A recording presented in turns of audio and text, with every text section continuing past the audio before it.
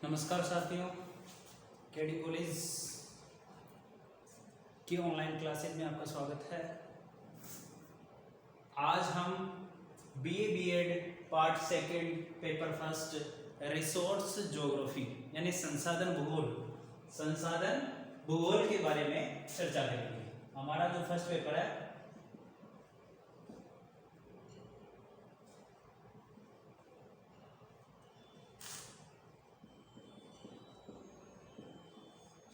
संसाधन भूगोल।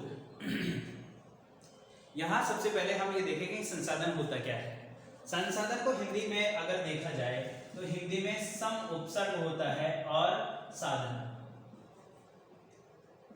सम उपसर्ग और साधन। सम का मतलब संसाधन का मतलब यानी विशेष संसाधन या विशेष उपाय, समझ गए ना। तो यानी कि हिंदी को जो अब यहाँ पर सबसे पहले हम ये देखेंगे संसाधन क्या होता है, संसाधन किसे कहते हैं, संसाधन के बारे में जानकारी हम प्राप्त करेंगे। सबसे पहले संसाधन भूगोल से पहले संसाधन क्या है, ये संसाधन क्या है। यानी कि हम देखते हैं कि हमारी पृथ्वी पर हमारे लिए कौन कौन सी आवश्यकताएं जो पूरी करते हैं, यानी कि ऐसे कई सारे संसाधन हैं जिनसे हमारी आवश्यकताएं पूरी होती है और लगातार वो हमारी आवश्यकताओं को पूरा करते रहते हैं। यानी संसाधन क्या है, संसाधन किसे कहते हैं, संसाधन के बारे में आप क्या जानते हो। तो सबसे पहले हम ये देखेंगे कि संसाधन क्या है। संसाधन क्या है, हमारे पर्यावरण में उपलब्ध प्रत्येक वस्तु, यानी कि हमारा जो ये पर्यावरण है, हमारे चारों तरफ का जो वातावरण है, हमारे चारों तरफ की जो प्रकृति है, हमारे चारों तरफ की जो प्रकृति है, यानी कि हमारे पर्यावरण में उपलब्ध प्रत्येक वस्तु, यानी कि हमारे पर्यावरण में उपलब्ध प्रत्येक वस्तु जो हमारी आवश्यकताओं को पूरा करने में प्रयुक्त की जा सकती है। यानी कि हमारे पर्यावरण में विद्यमान ऐसी प्रत्येक वस्तु जो हमारी आवश्यकताओं को पूरा करती है या जिसके द्वारा हमारी आवश्यकताओं को पूरा किया जा सकता है। तो यानी कि वो ऐसी वस्तुएं जो हमारे पर्यावरण में विद्यमान है, जिनके द्वारा हमारी आवश्यकताओं की पूर्ति हो सकती है या हमारी आवश्यकताओं की पूर्ति के लिए प्रयुक्त किया जा सकता है, जिनको बनाने में प्रौद्योगिकी उपलब्ध है।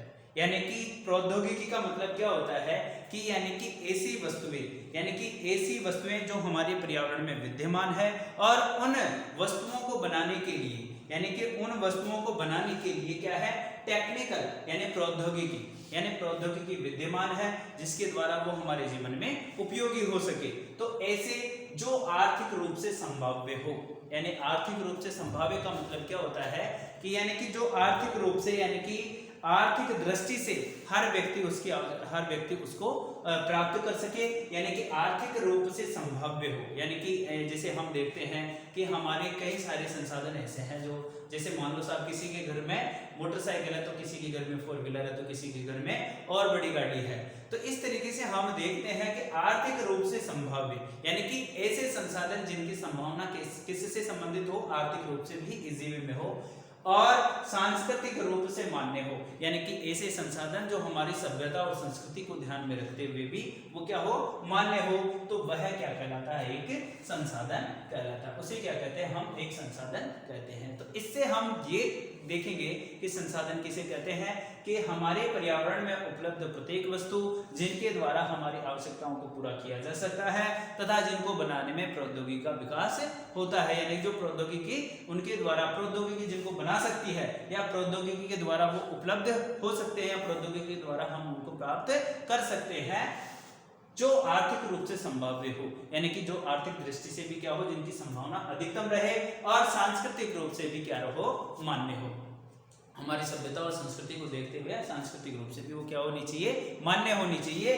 तो वह सब संसाधन क्या कहलाते हैं, संसाधन। वो सारे विशेष साधन हमारे संसाधन कहलाते हैं। जैसे मनुष्य क्या है, मनुष्य एक संसाधन है।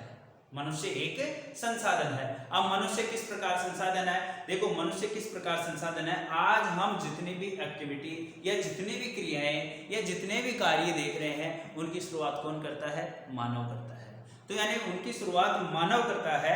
तो यदि मानव नहीं होता तो क्या उन कार्यों को पूरा किया जा सकता था, क्या नहीं। यानी कि इसी वजह से ये है कि सबसे पहला जो संसाधन है वो क्या है, यानी कि मानव, यानी कि मनुष्य को ही एक संसाधन माना गया है। यानी मनुष्य एक संसाधन है जिसके द्वारा कई प्रकार की क्रियाएं की जाती है, कई प्रकार के कार्य किए जाते हैं और कई प्रकार की वस्तुएं उसके द्वारा प्राप्त की जा सकती है। तो सबसे पहला जो संसाधन है वो क्या है, मनुष्य।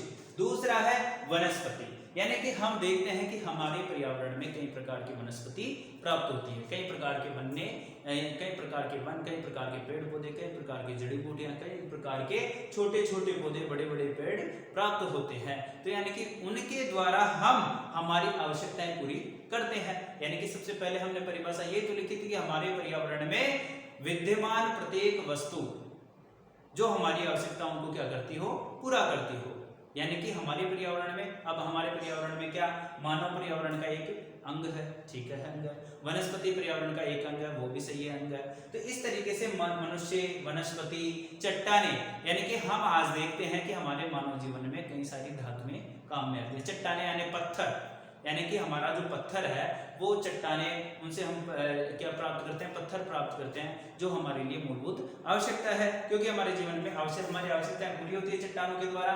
धातुओं के द्वारा भी मानव की आवश्यकताएं पूरी होती है। जैसे कई सारे धातु होती है, जैसे मान लो साहब लोहा है, तो लोहा हमारे जीवन में बहुत काम में आता है। सोना, चांदी, अब्रक, ये सब सारी जितने भी धातुएं हैं वो हमारे जीवन में बहुत कुछ विद्यमान है, बहुत कुछ लेकर के आती है। सौर ऊर्जा, सौर ऊर्जा किसे कहते हैं, सौर ऊर्जा सूर्य से जो प्राप्त होती है, यानी कि सूर्य के द्वारा जिस ऊर्जा को प्राप्त किया जाता है उसे सौर ऊर्जा कहते हैं। तो सौर ऊर्जा भी हमारी आवश्यकता को पूरी करती है। इसके बाद में पवन ऊर्जा, यानी कि पवन ऊर्जा, जैसे रेगिस्तान है तो वहां पर पवन ऊर्जा का, तो ये भी एक संसाधन है। जल और वन, यानी कि वन और जल, यानी कि जल हमारे लिए क्या है, एक संसाधन है, वन भी हमारे लिए एक संसाधन है। तो इस तरीके से हम यहाँ देखते हैं कि हमारे पर्यावरण में उपलब्ध, अब ये सारी जो भी जितनी भी वस्तुएं हैं ये सब हमारे कहाँ पर विद्यमान है, पर्यावरण में विद्यमान है, और जिनके द्वारा हम क्या करते हैं, हमारी आवश्यकताओं को पूरा करते हैं। अब हमारी आवश्यकताओं को पूरा करने के लिए जिन वस्तुओं को प्राप्त किया जाता है, और वो कैसी हो, आर्थिक रूप से संभाव्य हो, सांस्कृतिक रूप से मान्य हो, तो वे सब क्या कहलाते हैं, संसाधन कहलाते हैं। ये तो क्या है, संसाधन क्या है। परीक्षा में प्रश्न आता है संसाधन क्या है, इसके बारे में आप क्या जानते हो। तो सबसे पहले तो संसाधन क्या है इसके बारे में समझाओ, समझ गए ना। अब यहाँ पर हम देखते हैं कि संसाधन का इंग्लिश जो रूपांतरण है, अंग्रेजी में इसको रिसोर्स बोलते हैं। अंग्रेजी में क्या बोलते हैं, इसको रिसोर्स बोलते हैं, RESOURCE, यानी कि रिसोर्स। अब रिसोर्स का मतलब क्या होता है, री का मतलब क्या होता है, पुनः या दीर्घ, पुनः या दीर्घ।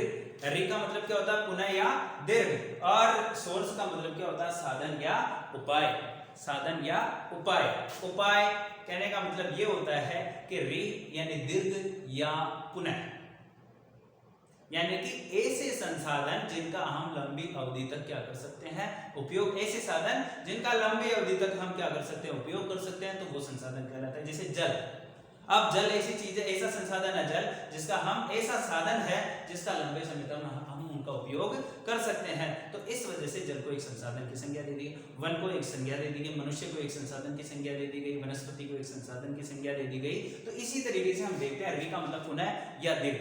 अब देखो दीर्घ का मतलब तो ये समझ में आ गया कि यानी कि लंबी अवधि तक जिन वस्तुओं, पुनः का मतलब क्या होता है कि ऐसे संसाधन जिनके द्वारा दोबारा यानी कि उनको वापस क्या किया जा सकता है, प्राप्त किया जा सकता है, या उनसे जो पदार्थ बदला है, यानी कि उन वस्तुओं के द्वारा जो दूसरा पदार्थ बदला उसका भी हमारे जीवन में उपयोग होता है। जैसे एक लकड़ी होती है, लकड़ी क्या है, पेड़ से यानी कि वनों से हम क्या प्राप्त करते हैं, लकड़ी प्राप्त करते हैं। तो इसका मतलब वन क्या हुआ, वन को नष्ट कर दो तो लकड़ी प्राप्त हो जाएगी, तो लकड़ी भी एक संसाधन है। लकड़ी को जैसे ही हमने क्या किया, जलाया, तो उससे कोयला प्राप्त हो गया, तो इसका मतलब कोयला भी क्या है, एक संसाधन है। तो यानी कि हम क्या देखते हैं कि भाई जो पुनः प्राप्त कर सकते हैं या लंबी अवधि तक जिनका उपयोग किया जा सकता है, तो वो क्या कहलाता है, रिसोर्स कहलाता है, यानी संसाधन कहलाता है। अब यहाँ पर हम संसाधन की जो परिभाषा है उस परिभाषा के बारे में हम देखेंगे। प्रकृति से प्राप्त वे साधन जिन पर, प्रकृति से प्राप्त वे संसाधन या वे साधन जिन पर कोई भी जैविक समुदाय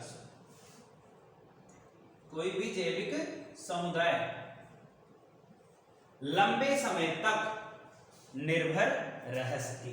यानी कि प्रकृति से प्राप्त वे साधन प्रकृति से प्राप्त वनस्पति, चट्टानें, धातु, सौर ऊर्जा, पवन ऊर्जा, जल, वन, ये सब कहां से प्राप्त हो रही है? प्रकृति से प्राप्त हो रही है। और प्रकृति से प्राप्त जो साधन है जिन पर कोई भी जैविक समुदाय क्या करता है? लंबे समय तक निर्भर रह सके या उनका पुनर्निर्माण कर उपयोग में ले सके, या उनका दोबारा निर्माण कर करके क्या कर सकता है? वो उनका उपयोग दोबारा कर सकता है, तो वह क्या कहलाते हैं? संसाधन कहलाते हैं। तो यानी कि संसाधन की परिभाषा प्रकृति से प्राप्त वे साधन जिन पर कोई भी जैविक समुदाय का लंबे समय तक निर्भर रह सके, यानी कि प्रकृति से प्राप्त साधन जिन पर जैविक समुदाय लंबे समय तक निर्भर रह सके या उनका पुनर्निर्माण कर उनका उपयोग कर सके, तो वे क्या कहलाते हैं? हमारे संसाधन कहलाते हैं। तो ये तो हमारे संसाधन क्या है, संसाधन के बारे में, संसाधन यानी कि रिसोर्स क्या होता है,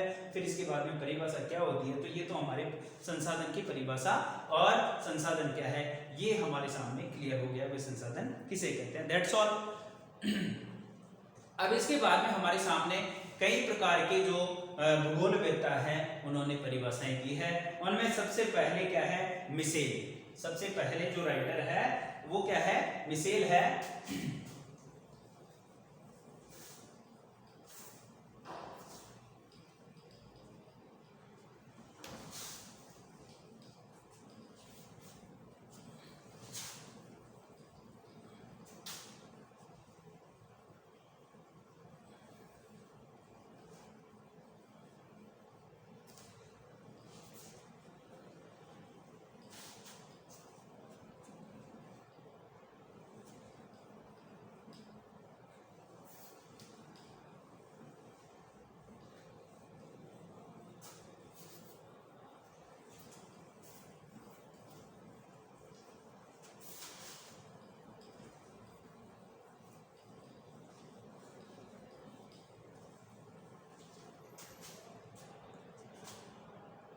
सबसे पहले मिशेल, यानी कि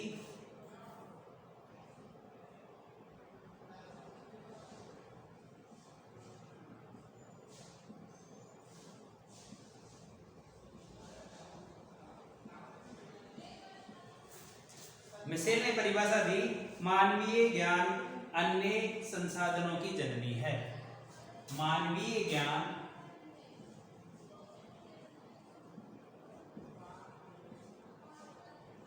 अन्य संसाधनों की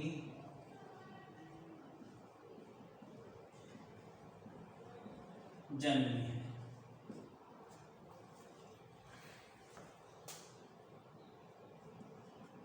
मानवीय ज्ञान अन्य संसाधनों की जननी है।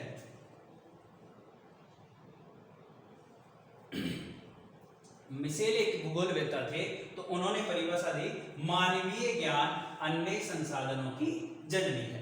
अब अन्य संसाधन यानी मानवीय ज्ञान यानी कि मनुष्य की जो बुद्धि होती है, मनुष्य का जो ज्ञान होता है, और मनुष्य के ज्ञान के द्वारा ही हम क्या होता है कि अन्य संसाधनों की क्या है? जननी है, यानी कि पैदा करने के लिए, यानी कि उन अन्य संसाधनों का जनक किसे कहा गया है?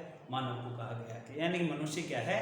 एक अन्य संसाधनों की जननी है। मानवीय ज्ञान, यदि मनुष्य में ज्ञान नहीं है तो अन्य संसाधनों का प्राप्त नहीं कर सकते, अन्य संसाधनों का निर्माण नहीं कर सकते।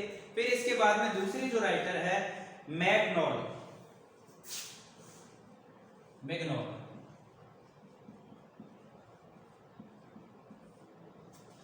मैग्नॉल ने परिभाषा दी, वे पदार्थ जो प्रकृति प्रदत्त हो, वे पदार्थ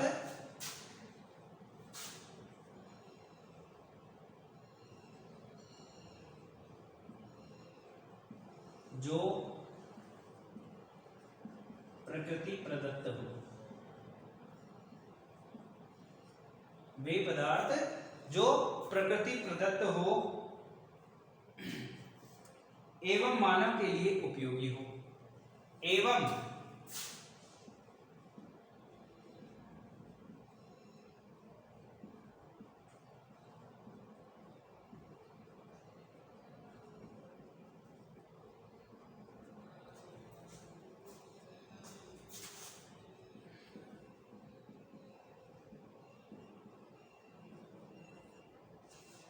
मैग्नोल ने कहा है कि वे पदार्थ जो प्रकृति प्रदत्त हो यानी प्रकृति के द्वारा दिए गए हो एवं मानव के लिए क्या होने चाहिए, वो उपयोगी होने चाहिए, यानी मानव के लिए उपयोगी हो।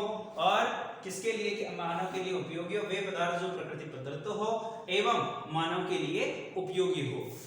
तीसरे है जेम्स फिशर।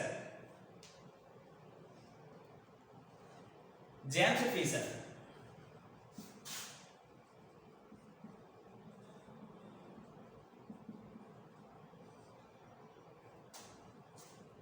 इन्होंने कहा कि प्रकृति में प्रकृति का कोई भी संसाधन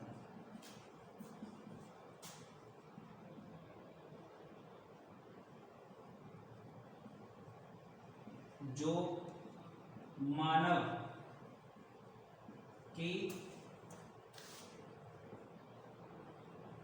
आवश्यकताओं संसाधन जो मानव की आवश्यकताओं व इच्छाओं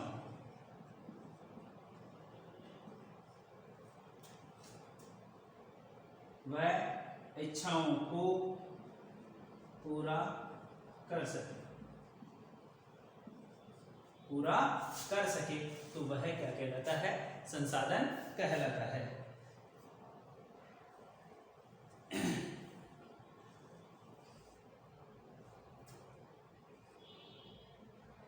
जिगर में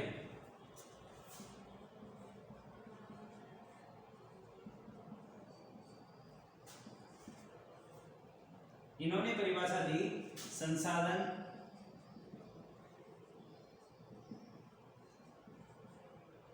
होते नहीं बनाए जाते हैं। संसाधन होते नहीं बनाए जाते हैं।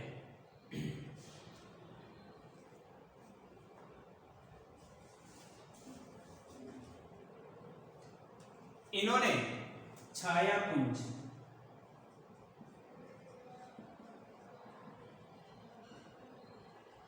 सिद्धांत, छायापुंज का सिद्धांत इन्होंने दिया, फैंटम पुंज, और इसे क्या कहते हैं, फैंटम पुंज का सिद्धांत।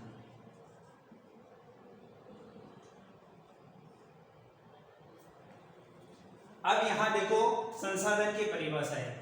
परीक्षा में प्रश्न आता है कि परिभाषित कीजिए कि संसाधन किसे कहते हैं। तो परिभाषित करने का मतलब एक या दो राइटर की हमें परिभाषा लिखनी होती है, या एक या दो की, एक दो तीन जितनी भी आपको आती है वो अपन हमें लिखो। तो यहाँ पर संसाधन किसे कहते हैं परिभाषित करते हुए समझाइए साहब। अब यहाँ देखो परिभाषित करते हुए, तो परिभाषित करना है तो हमें ये चार है, तो ये चार परिभाषाएं देनी पड़ेगी। मिशेल ने क्या कहा है कि मानवीय ज्ञान अन्य संसाधनों की जननी है, यानी कि मनुष्य में विद्यमान जो ज्ञान है वह क्या है, अन्य संसाधनों की जननी है। मैग्नोल ने क्या कहा है कि वे पदार्थ जो प्रकृति प्रदत्त हो एवं मानव के लिए उपयोगी हो, यानी कि वे पदार्थ जो प्रकृति के द्वारा दिए गए हैं, यानी कि हमें जो प्रकृति के द्वारा जो प्राप्त होते हैं पदार्थ और मानव के लिए वो क्या होते हैं, उपयोगी होते हैं, तो उनको हम क्या कहते हैं, संसाधन कहते हैं। ये परिभाषा किसने दी, मैग्नोल ने। जेम्स फिशर, प्रकृति का कोई भी साधन जो मानव की आवश्यकताओं और इच्छाओं को पूरा करता हो, यानी कि जेम्स फिशर ने कहा है कि प्रकृति का कोई भी साधन, यानी हमारी जो प्रकृति में कई सारे प्रकार के साधन है या उपाय है जिनके द्वारा मनुष्य की आवश्यकताएं पूरी होती है या मनुष्य की इच्छाएं पूरी होती है, तो वह क्या कहलाता है, संसाधन कहलाता है। चौथे नंबर पर हमारे सामने जिगरमैन है। तो जिगरमैन ने क्या कहा, संसाधन होते नहीं बनाए जाते हैं, यानी कि होते नहीं है बनाए जाते हैं। हमने सबसे पहले हमारे पर्यावरण में विद्यमान जितने भी वस्तुएं हैं जिनके द्वारा मनुष्य की आवश्यकताओं की पूर्ति होती है और जिनको प्रौद्योगिकी के द्वारा क्या किया जा सकता है, बनाया जा सकता है, तो वे संसाधन कहलाते हैं। ऐसी कुछ परिभाषा पढ़ी थी, तो यानी कि संसाधन होते नहीं बनाए जाते हैं, इन्होंने ये परिभाषा दी। और इनके सिद्धांत थे ये दोनों, इंपॉर्टेंट है, यानी कि छायापुंज का सिद्धांत किसने दिया था? तो जिगरमैन ने छायापुंज का सिद्धांत दिया था। तो छायापुंज का सिद्धांत दिया था, और ये जो फैंटम पुंज का सिद्धांत है उन्होंने ये भी किसने दिया था? जिगरमैन ने दिया था।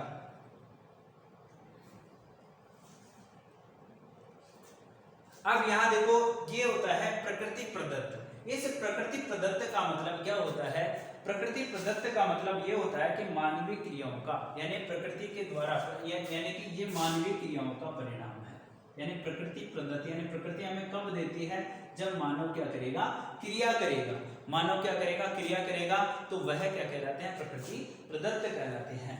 उपयोग करने पर भार व आयतन में, अब संसाधन की एक विशेषता होती है, यदि इनका उपयोग कर लेते हैं तो उनके भार और आयतन दोनों में क्या हो जाती है? कमी हो जाती है। तो ये तो हमारी परिभाषा, संसाधन क्या है परिभाषित कीजिए। यहां तक का आंसर कंप्लीट हो गया। अब इसके बाद में हमारे सामने हम जो क्वेश्चन करेंगे वो है संसाधनों का वर्गीकरण। नेक्स्ट जो है वो क्या है? संसाधनों का वर्गीकरण।